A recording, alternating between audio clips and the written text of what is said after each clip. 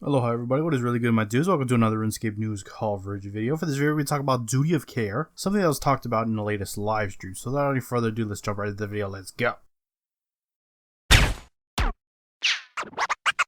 Cats is the illest. What you talking about, Willis?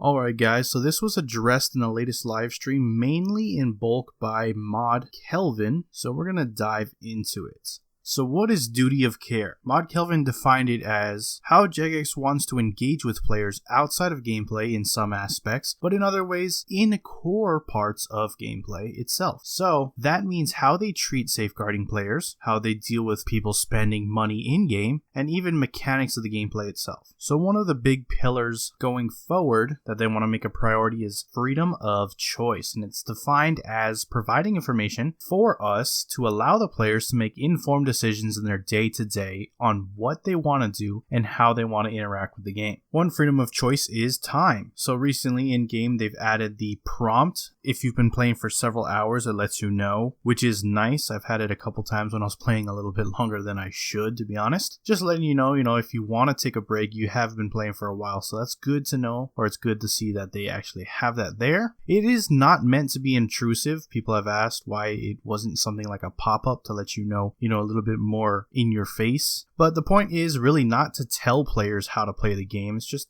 give them the options, inform them, let them know how they're playing, etc. And also, it's good that it doesn't disrupt your gameplay, especially if you're doing something like PVM, any type of bossing. You do not want that pop-up, so it's good that they have a little chat message. The next thing would be how players spend their money. They do say that when players do have odd spending habits, whether that be all of a sudden the account starts spending much more than they normally would, or something to that effect, they do want to reach out to those players.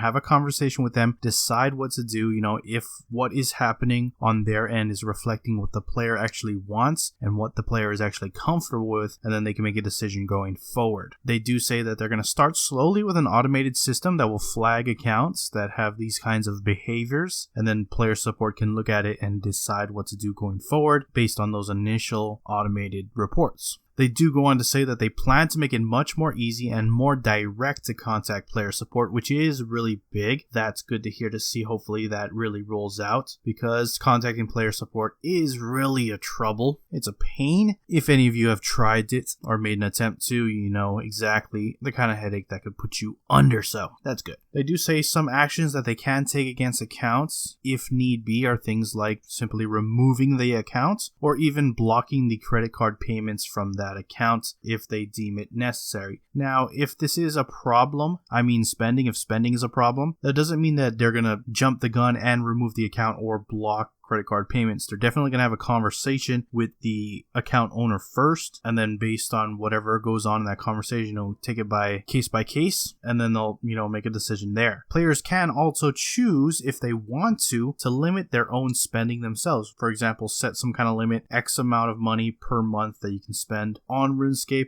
Jagex can set those in place, so that is an option as well. Really, the point is giving the players way more information, especially when it comes to changes in their gameplay or their spending habits that aren't very necessarily healthy, which is always a good thing, just to keep people informed. A lot of times you may not even be aware of the damage you're doing to yourself or to your wallet, so it's good these options are being put in place. Alright, so that said, I do want to shift on over to the next big pillar or priority that Jagex has, and that is safeguarding players. Basically, providing the safest and most enjoyable place for the players both in-game and on the website, as well as any other future Jagex related avenues. So one of the methods they try to provide in this regard is their sophisticated chat monitoring systems. These things look out for bad actors, players who tend to terrorize others, but also players, who may seem to exhibit like cries of help or display some sort of self-harm. In these scenarios, they're going to issue warnings, or bans, or in the latter case, even reach out to the player to try to provide help for whatever their case may be. They say behind the scenes, all chat is monitored 24/7. They have a large list of trigger words that, if these are mentioned, they get flagged and they manually get looked at to make sure any type of rule breaking or any intervention needs to happen in those scenarios. They do say that if there is a player that is continuously disrupting others and is reported repeatedly in a very short amount of time, they know that these players exist and it's evident through their behavior that all they really want to do is disrupt people. They're not oblivious to those types of people, but given those circumstances, they are going to give that person a warning, and if they don't clean their act together, they plan to be as swift as possible in getting those players out. So it's a touchy subject when we're talking about toxicity, because there are some things based on the person you're talking to that they may find acceptable, and other players might find it completely unacceptable. Now, there is middle ground,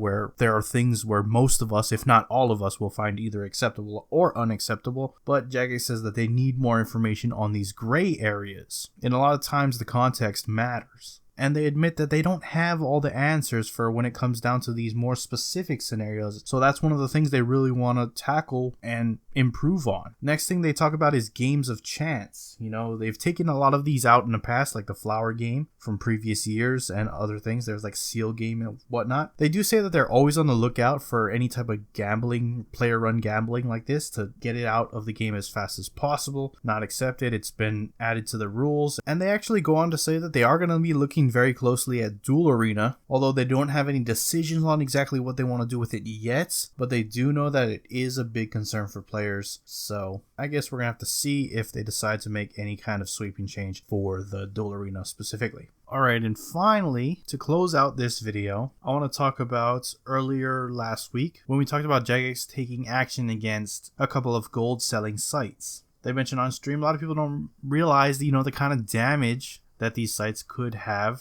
for, let alone Jagex, but you as a player if you choose to use these sites, because the damage is potentially huge. These are very unregulated sites. They're not safe, they're not secure, they're not Jagex owned, they don't work with Jagex, and they are very susceptible to data breaches, which have happened in the past, making your account at risk, or potentially any bank details you have maybe given these websites. So there's a lot of risk, more than people really realize, and it's good that they're taking down these sites. They say that it is an ongoing effort. It's a long process to take out sites such as these. It takes a long time to get a cease and desist. Then whoever they give it to has to accept it. And if they don't and they choose to ignore it, then Jagex has to take even further legal action. So it's a very lengthy process. They said they've been trying to get these two that I mentioned in the last video regarding this. Those two sites took about over a year to finally take down. But they also say, it's not just gold sellers. They're working with police to also take out hijackers. I don't know to what capacity, but they are trying to tackle all avenues of safeguarding players in more ways than just within the game. Anyways, that wraps it up for this video. We're going to talk about monetization and more specifically Treasure Hunter and big changes that are coming to that in the next video. So stay tuned tomorrow for that. With that, I'm going to wrap up the video. If you enjoyed it, hit that like button. If you're not subscribed and you want to stay up to date on all things RuneScape related, then hit that subscribe button. As I appreciate you watching. I am out. Aloha.